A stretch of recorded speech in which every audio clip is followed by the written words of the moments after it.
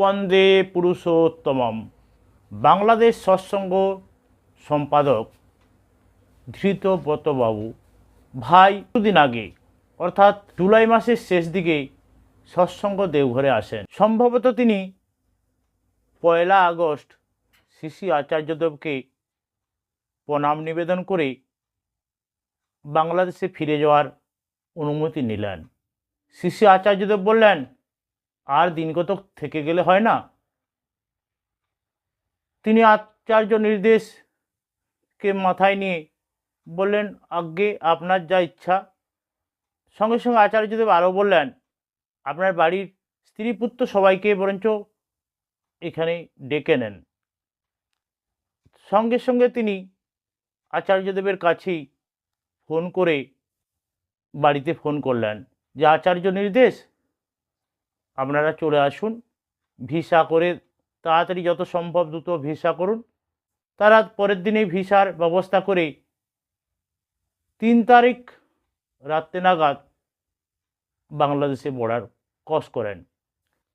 সম্ভবত 5 তারিখ বাংলাদেশে বিভৎস ঘটনা ঘটে যায়। সরকার বদল, অনেক রকম দাঙ্গা শুরু হয়। শ্রী শ্রী আচার্যদেব ও ধৃতব্রতবাবুর ভাইকে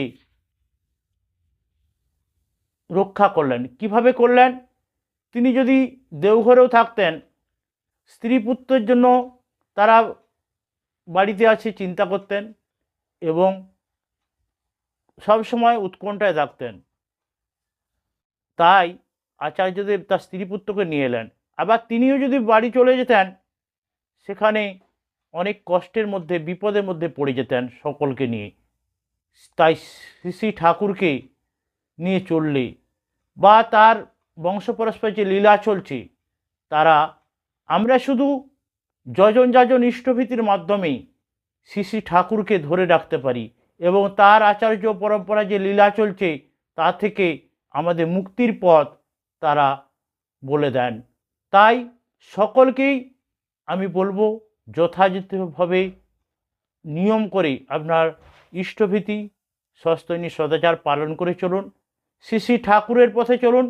এই যে একটা পরিবারকে তিনি রক্ষা করলেন আচার্যদেব, কিভাবে করলেন? তার হয়তো বিপদ ছিল, আচার্যদেব তাকে নির্দেশ দিলেন এবং সেই নির্দেশ মানা মাধ্যমেই তিনি রক্ষা পেলেন।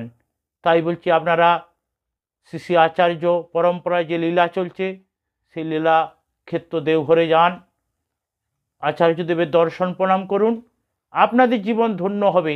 সকলকে জয় গুরু, বন্দে পুরুষোত্তম।